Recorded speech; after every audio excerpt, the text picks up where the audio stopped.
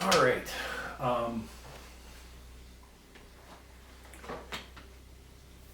I am going to be making a couple of picture frames.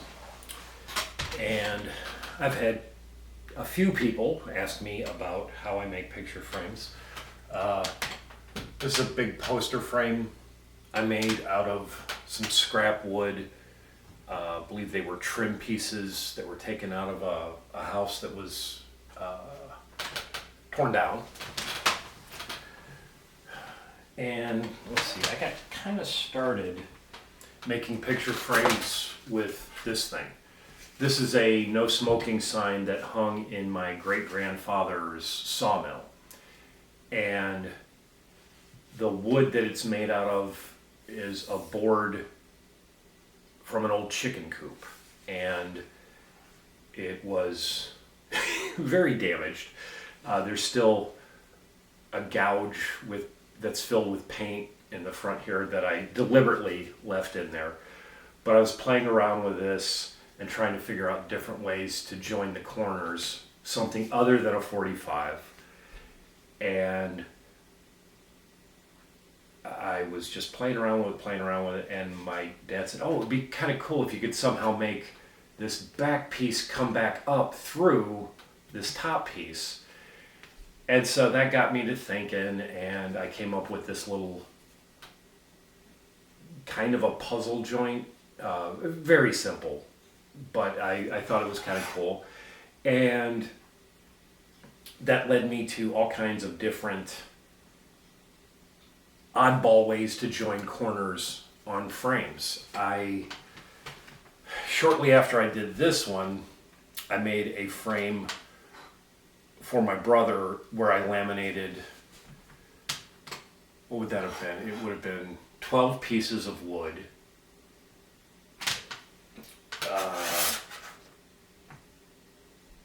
Two sections, the front and back sections were maple, the center section was mahogany, or was it mahogany and maple? I forget, I'd have to look at the pictures.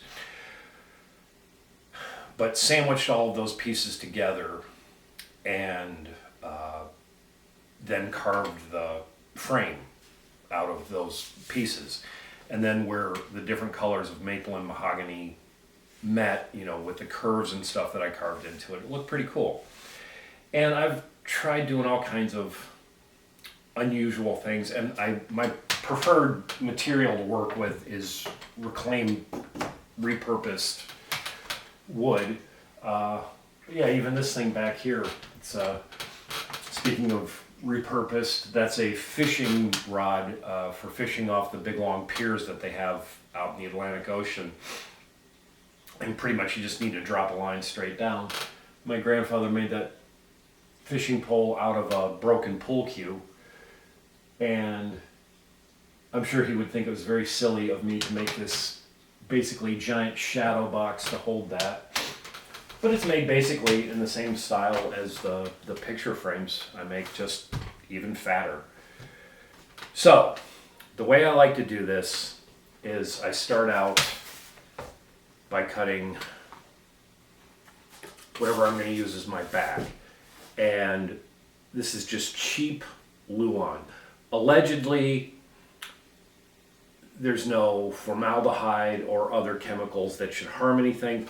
I'm still, when I frame everything up, going to put Bristol paper between this and the poster that goes in here. If I was framing something valuable or very delicate, I would definitely be more cautious about the materials I'm using. But first thing I do is cut whatever I'm going to use as the backing. And these are the posters. Eventually, I suppose you'll see the from them. It's from the You Got Gold concert in Nashville, which was utterly amazing. I'm a huge John Prine fan. I randomly had this color of matting material that is very similar to this. I'm liking the carryover from that to this. And right now I'm trying to get it basically to the same size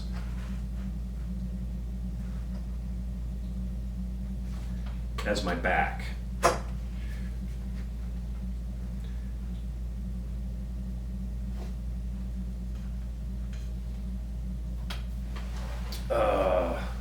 I have kind of poor lighting in here. Not kind of poor lighting, it's very poor lighting in this house.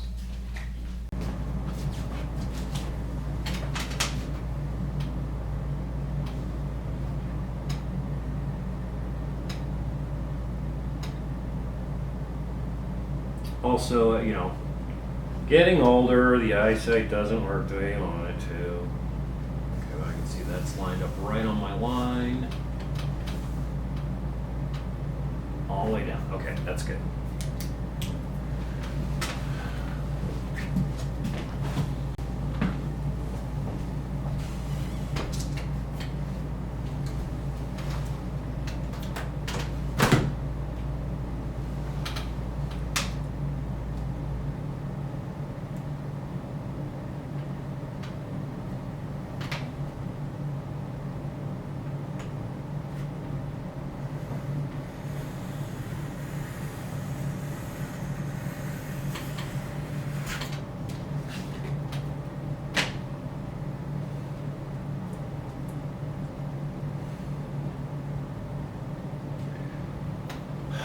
You might think that a mat knife, razor knife doesn't make any difference. This works, but not as well as a mat knife. Having extra blades for your mat knife, kind of vital for this kind of stuff. Once your blade starts to get dull, you gotta just throw it out. Otherwise you'll be running through tons of matting material. And this stuff is expensive. Okay, next what I need to do is figure out where I want the mat to lie. And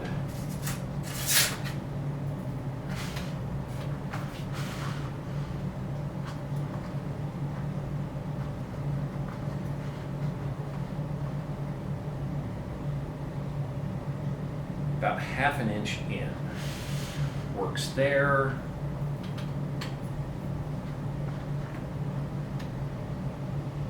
Not there, probably more like 3/8. 3/8 will be fine over there.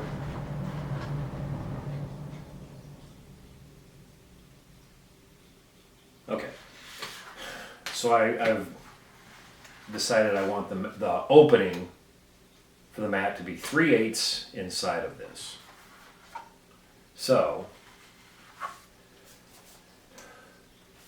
now I need to figure out what that is on here, because this is bigger by 1 inch.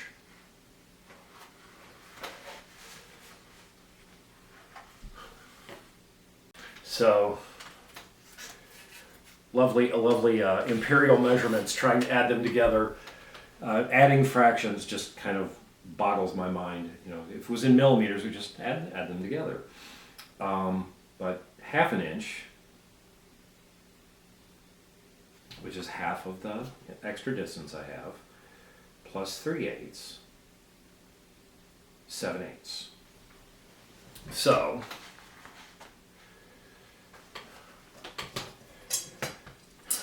the mat cutter is so helpful with stuff like this.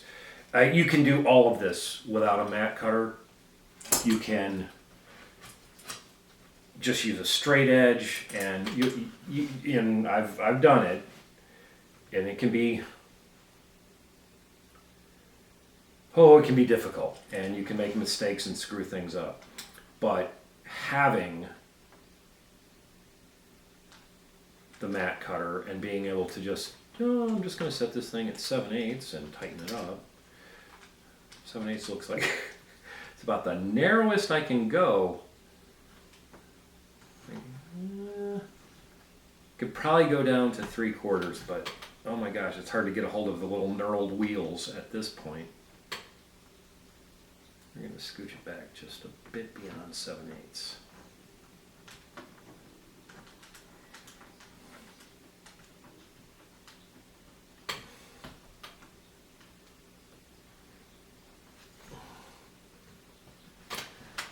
Now what that should do, I'm going to put some stuff elsewhere where it won't get damaged.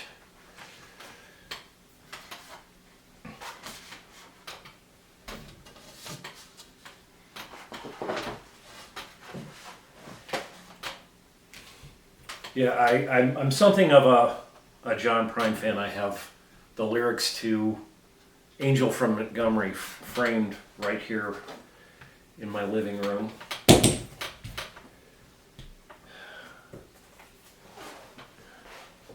If you're unfamiliar with John Prine, I would strongly recommend you check out some of his records. I've actually got both of them stacked up here. That's not good.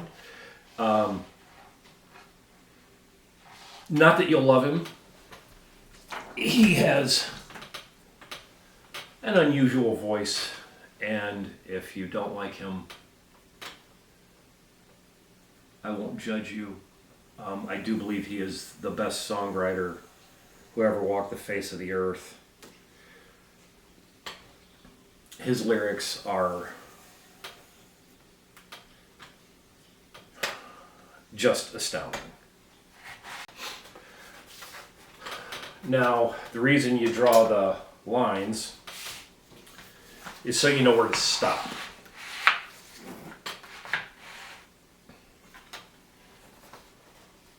Because you don't need the line to tell you where to cut. You just need the line when it lines up with this little line on the angle cutter. That's where you start. And then when you get to the other side, that's where you stop.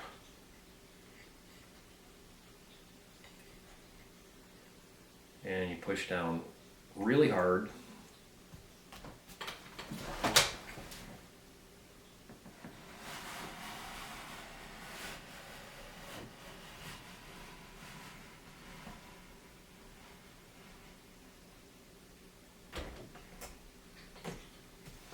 And you pretty much have kind of got one shot with this sort of thing. I'm doing 2 of these. One is for me, and one is for a gift. So if I screw one up, that'll be mine. And so the general hope is to not screw both of them up.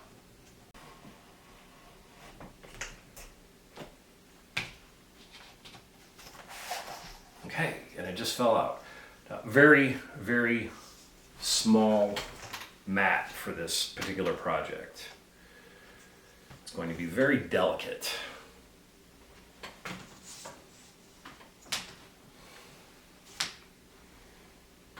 All right, and I will save this because that's plenty big enough to be used for something else.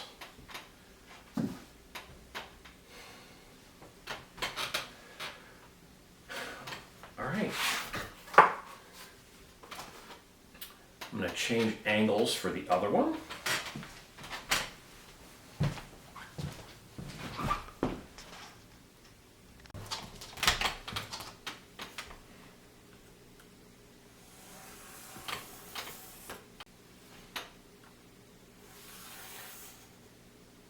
The important bit of this line is the corners, really, because you're not going to pay attention to it anywhere along its length. It's just your start and stop points.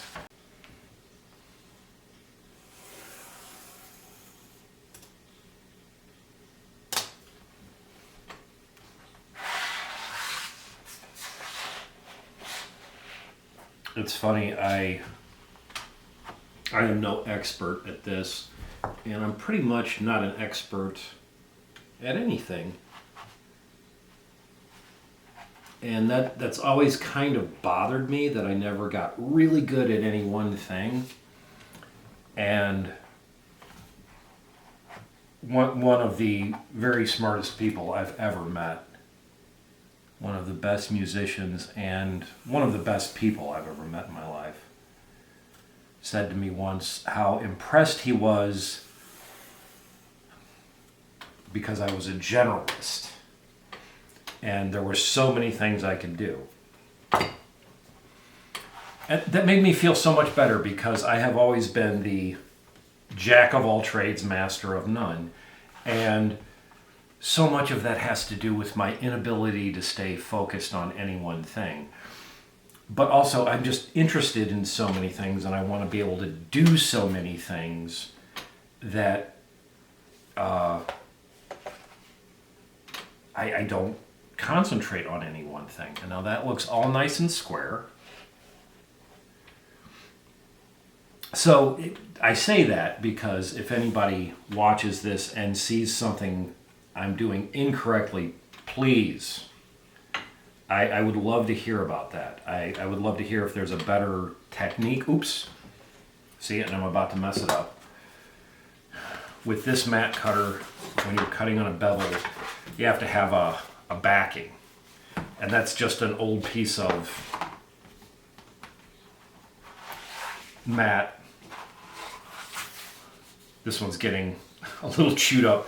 This is the bit that came with this mat cutter, and I'm sure eventually I'll have to dig up, and you end up with scraps of mat.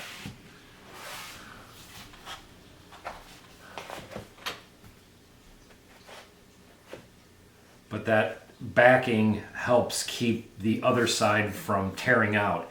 It's like when you're drilling a hole through a piece of wood, you always want to set your piece that you're drilling through on top of a sacrificial piece of wood so that when you go through the other side, it doesn't blow out.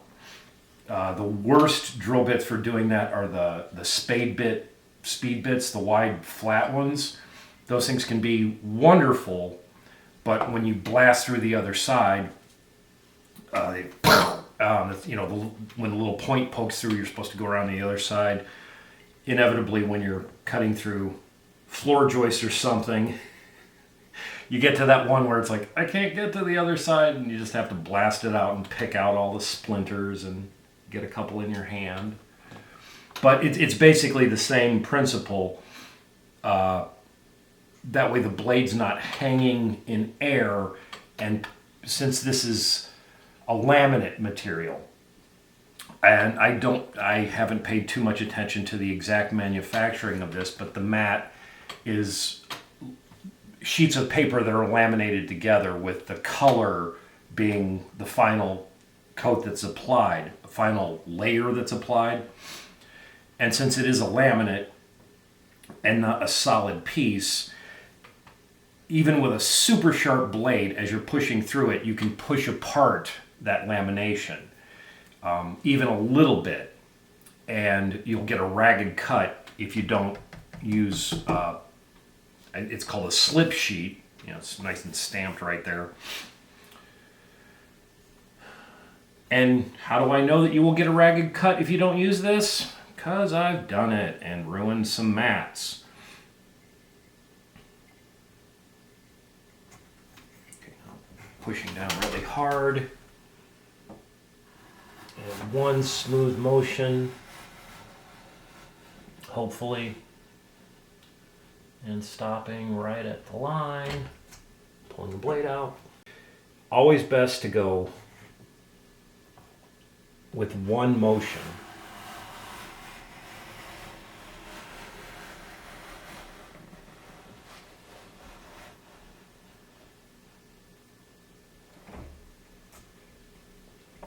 At least that's what I've found.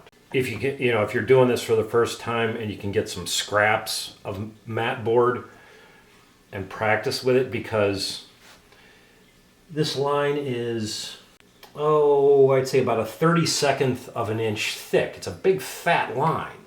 So which side of the line do you stop on?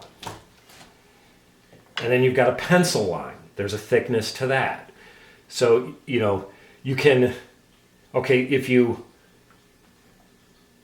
go with the inside of your pencil line and the inside of the line on the mat cutter, that's too short.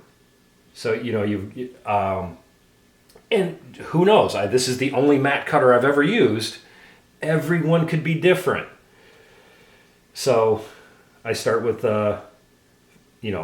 this line on the outside of that line. It is a razor thin cut, so if you go a smidge past, mostly you can't see it. Wow, this thing is slipping like crazy. And then I'm going to go to the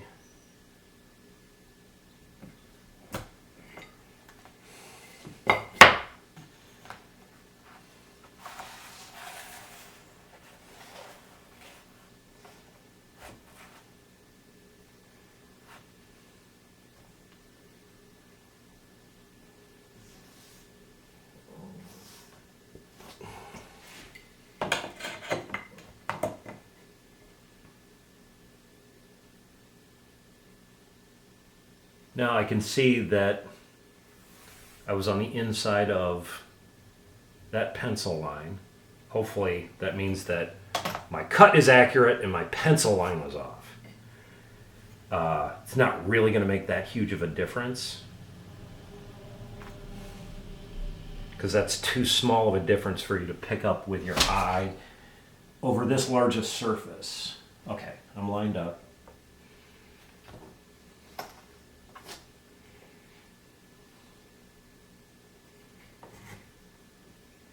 I'm trying to be super careful because I need 2 of these mats and I don't have any more. So if I screw these up, I don't have material to do it again. Let's see, did my corners come apart? That's always good. It's always nice when it just falls right out. If the corners get hung up trying to get in there with an X-Acto knife and cut them out, you can do it. You can do it, but it gets sketchy. All right.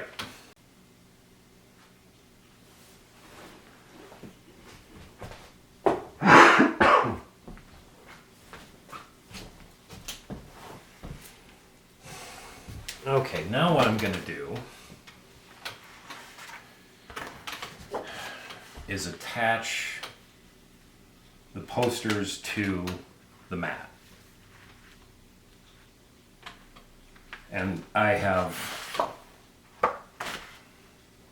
laid out a line a ½ inch in from the edge, and that'll help me get this lined up.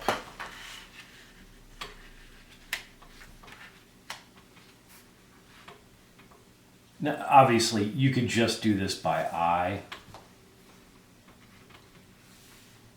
but for me, this is so much easier to have a little mark. And I mean, you could just have a little mark in the corner. You don't need to do the lines all the way down.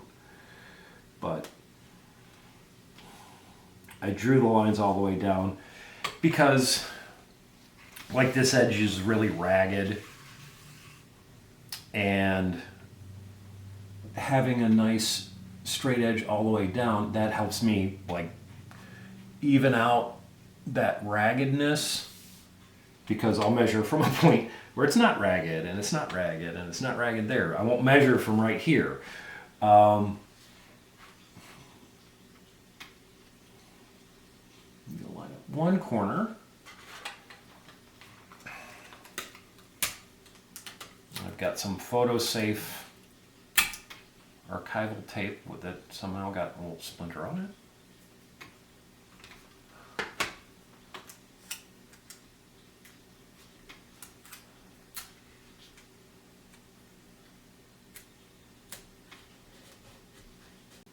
I'm going to say, when you're doing stuff like this, don't be afraid to use a lot of tape.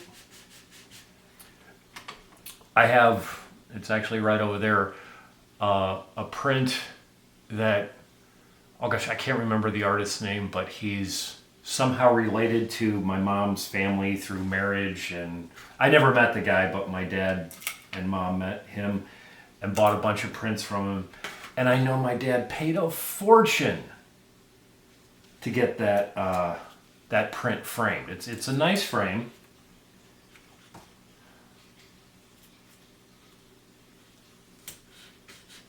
And when I went to hang it up over there, I hung it up, got it all nice and leveled in it, and then I sat down to look at it, and the print is sideways in the frame. I had to cut the paper off the back, take the whole thing apart, and there were like a little tiny piece of tape, a little tiny piece of tape, just why would you use so, you're using the tape like it's this rare commodity. I'll flip it over and see how I'm doing.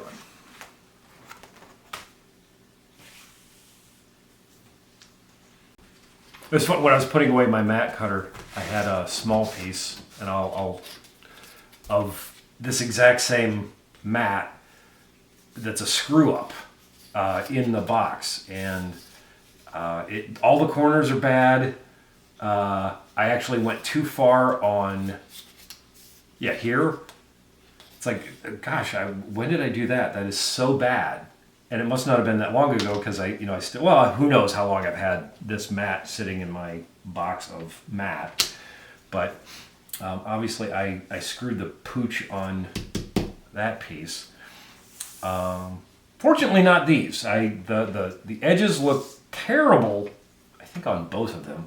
But who cares? Nobody will ever see those. The inside looks great, and my frame will line up there, so it's all going to be good. Anyway, I'm going to get some more tape on here. I'm going to tape the edges, and I think I may start doing that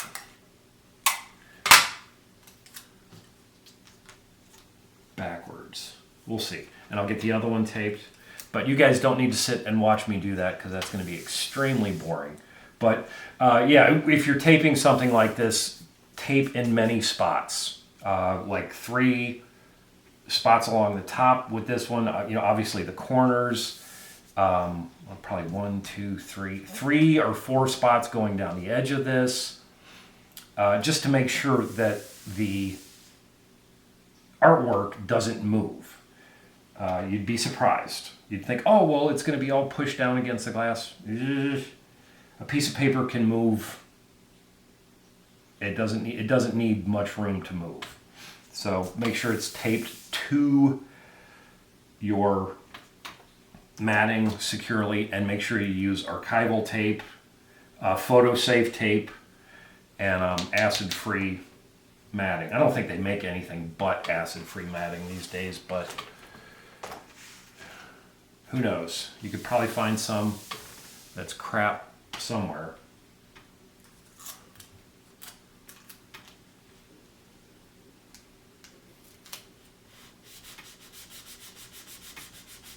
All right, on to making the frames.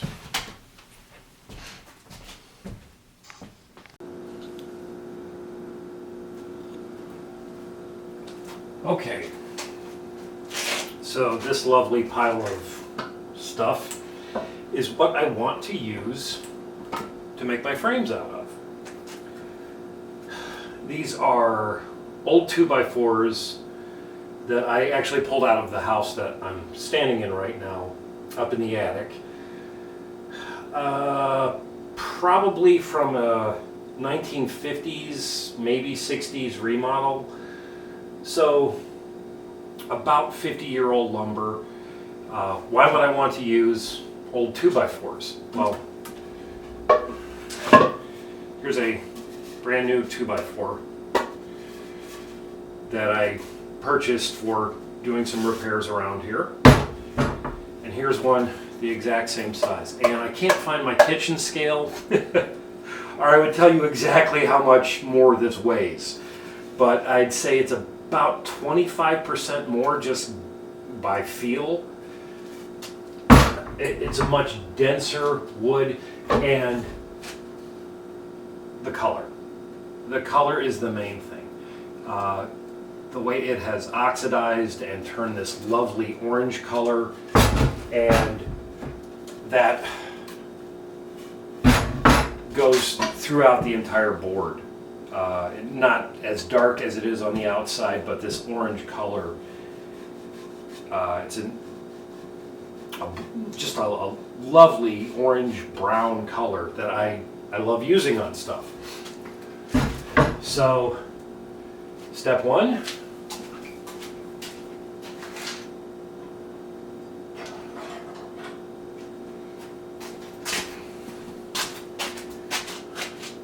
Good old nail pullers. Lots of lovely old ring shank drywall nails. There's a nice finish nail.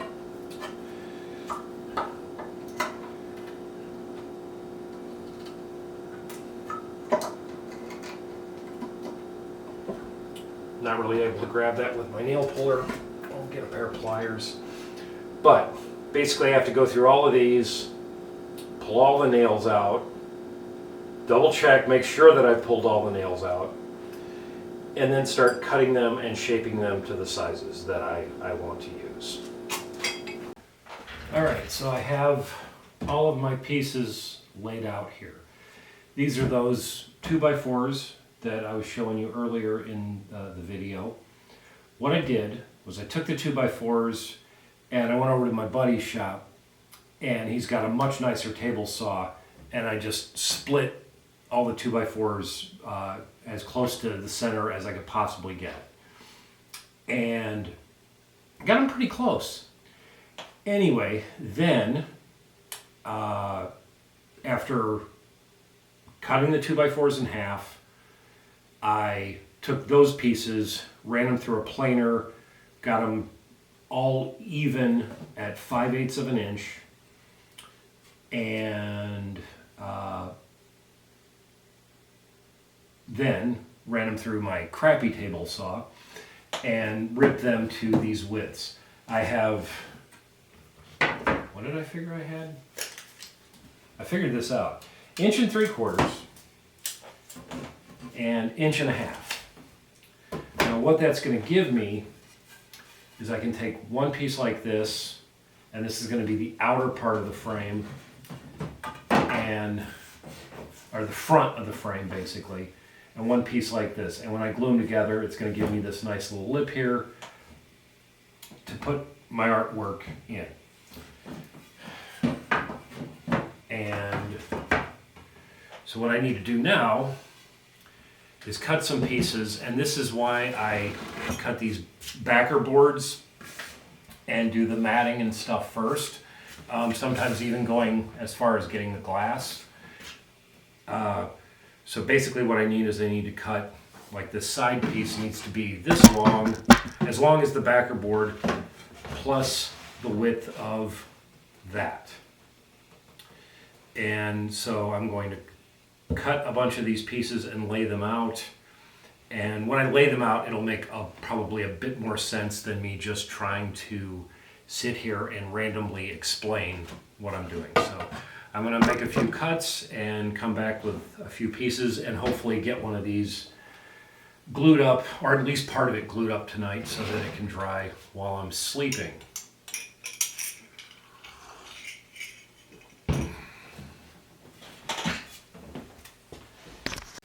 Okay, I've got my 8 pieces of wood for my frame cut. So we're going to pick up these and these. So basically, you can see what I have here. This piece is the length of my backer board, plus the width of this bottom rail, plus just a hair of wiggle room, about a 1/16 inch of wiggle room. And Of course, on the other sides, it's exactly the same. Now, you might be asking yourself, how is he going to get those things to stick together? Well, like this. Okay, this piece is running this way, and this piece is running this way. So, if I was to do this, this would be a very weak joint right here because it would they wouldn't quite overlap, but the joint here and the joint here would be very close to each other. So what I do is I move it back, and then okay, here's a joint, and the rail going up overlaps that joint, and so on and so forth all the way around. This piece overlaps the joint on the back, and then this piece overlaps here. And I do this for several reasons. One, it just plain makes it's more interesting to me than just putting 45s in the corners.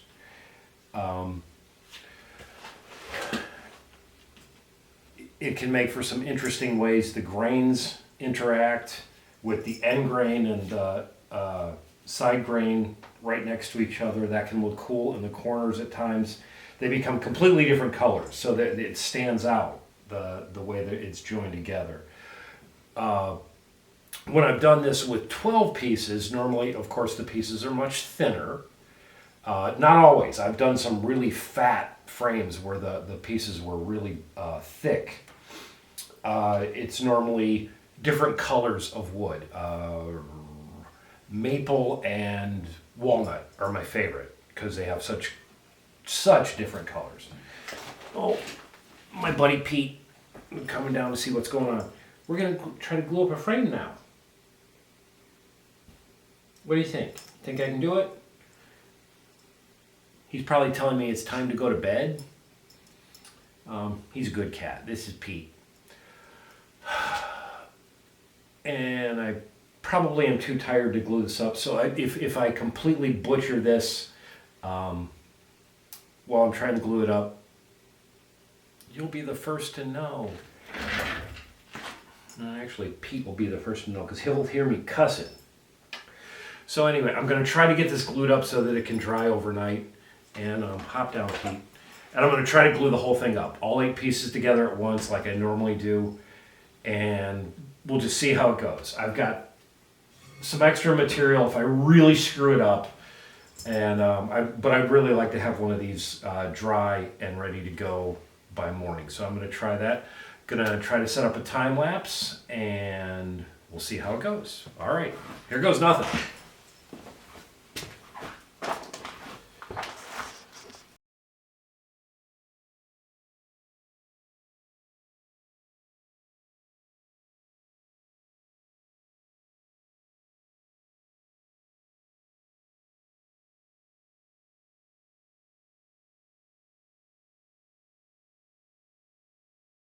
As you can see, I've got a few clamps on this. If any of your loved ones do this kind of stuff, this should give you an illustration of what you should be thinking about buying them for presents. Clamps. You can never have too many clamps. This is a very small frame. Now I'm working on making a jig to do this so that I don't need so many clamps, and I do make a lot of picture frames. But I've been doing it like this with just a crap ton of clamps for years and years and years. And no matter what kind of work you do, or what kind of making you do, you cannot have enough clamps. These quick clamps are fantastic for holding just about everything.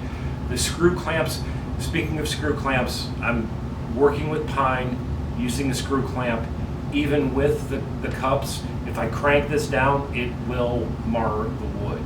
So be aware of that if you're working with pine.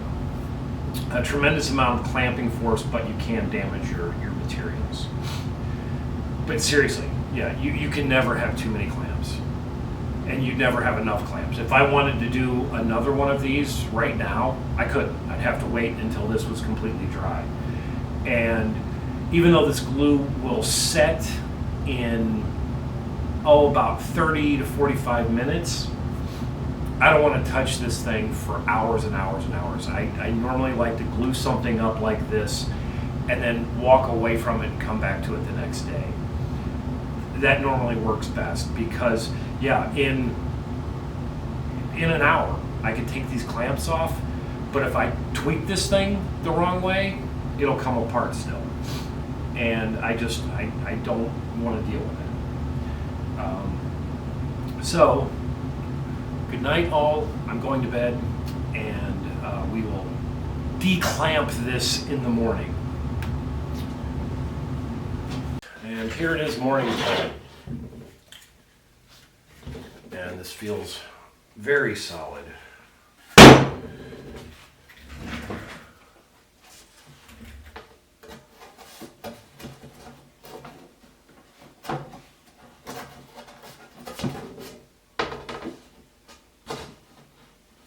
I'm just a little bit tight on this.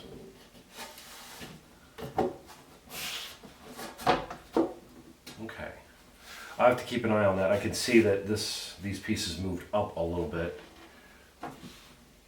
but I've got some extra room. I can trim this down a smidge, and it should be just dandy. All right. Now it's time to glue up the second one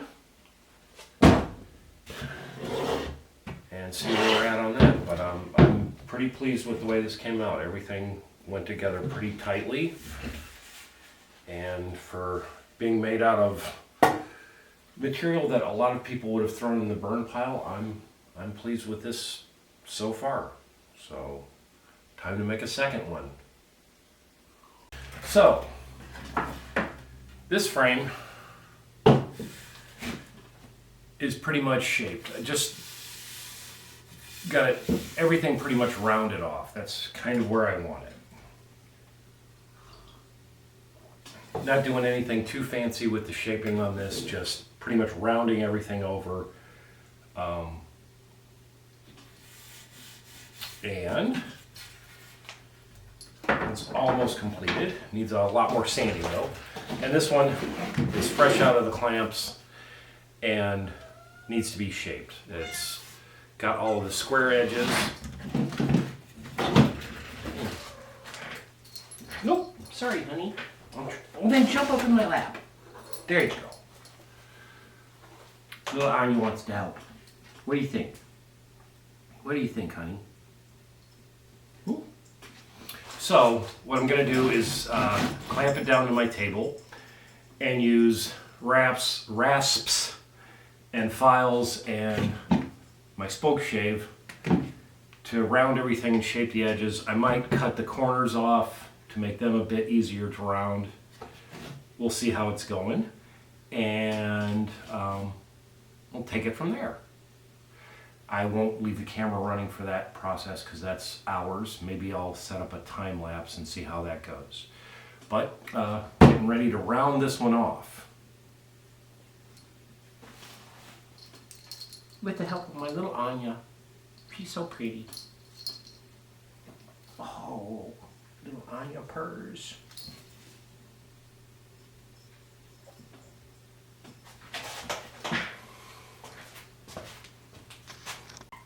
Okay, I have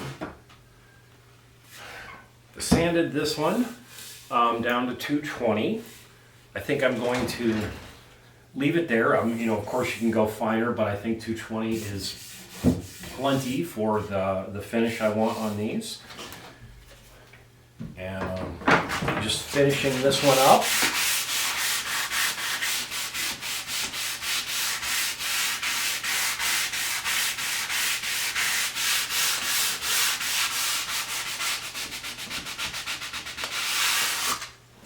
But all in all, I'm liking the shape that I'm getting out of them.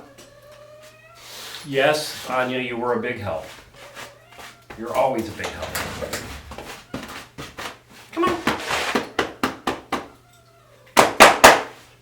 Lots of sawdust, yeah. She doesn't like the sawdust. Come on, jump, jump, jump.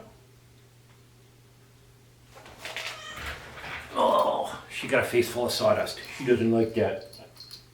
That's what happens when you come down when I'm working on stuff like this. Anyway, I'm liking the general shape of these, and I'm thinking I might try darkening this wood up. It came out a couple shades lighter than I was hoping for to match the material that I'm framing. So we'll see. I've got some scraps over here that I'm going to experiment with and see what kind of colors, mixing up some different colors of stain will get me. If I can get it just a bit darker, that would make me happy. And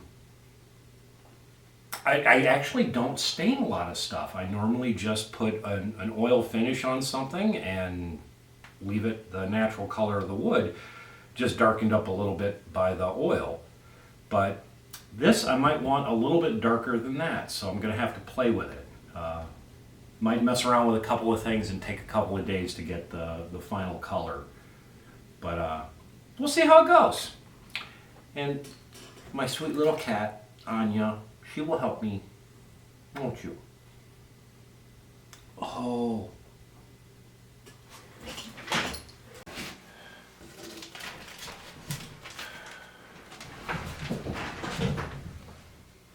Apparently it's crazy kitty time upstairs. So, back to working on these frames. It was a whole weekend of not working on these frames. I had them marked A and B, and now I'm not seeing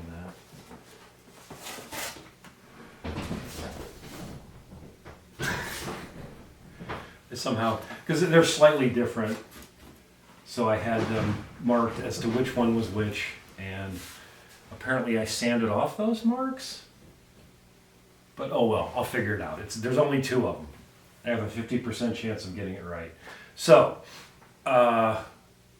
I had some glass cut for this. It's just standard glass. It's not non-glare. It's not museum glass. It's just glass.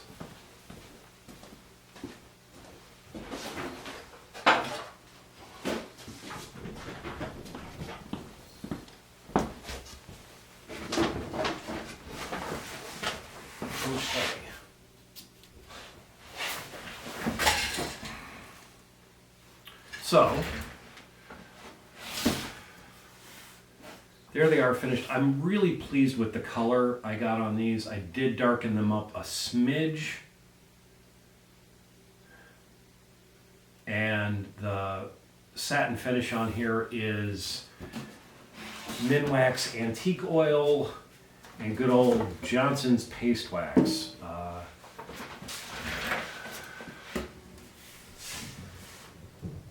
But I'm loving the color on these. I need to go, and there's some wax I still need to buff out in the corners. But anyway, let's check out the fit of the posters. Make sure I didn't mess anything up in there.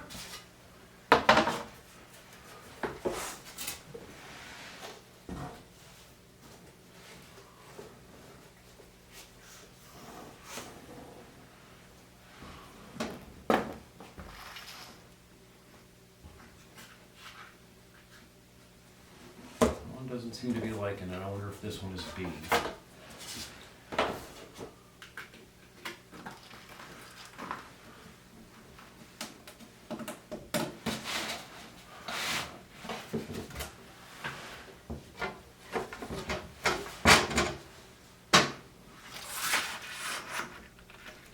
Yep.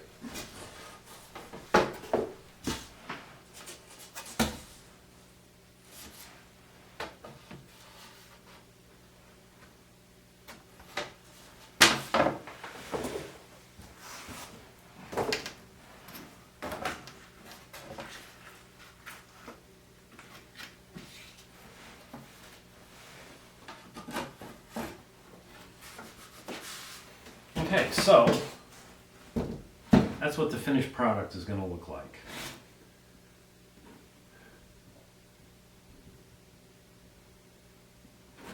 I've left myself plenty of room for getting my little points in. I use glazing points to hold this stuff all together. Sometimes I'll use little tiny number 4 screws if it's something that I know I'm going to want to be taking apart again. Not that glazing points are hard to remove, but they can be, sometimes you have to reposition them when you put it back together. Anyway, I'll have plenty of room for my Bristol paper that I'm going to add to this, and that's about it. Now I need to clean the glass thoroughly and get to assembling.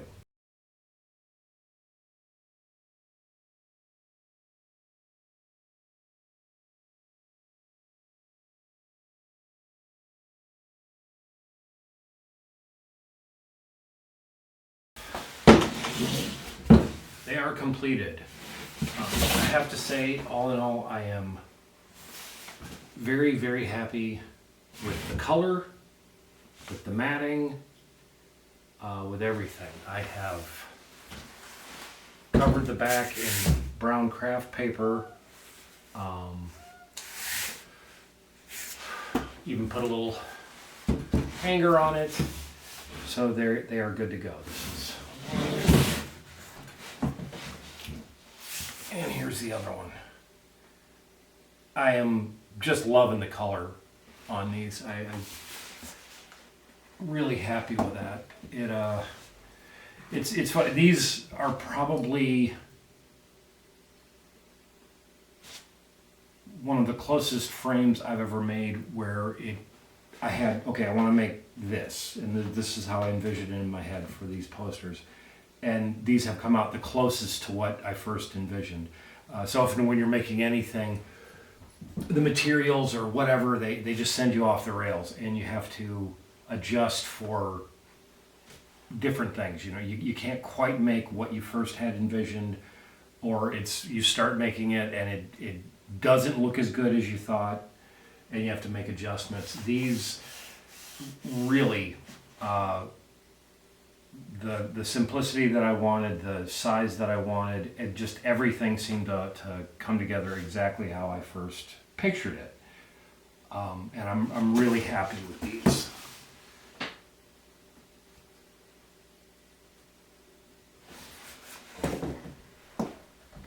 So that's it for this one.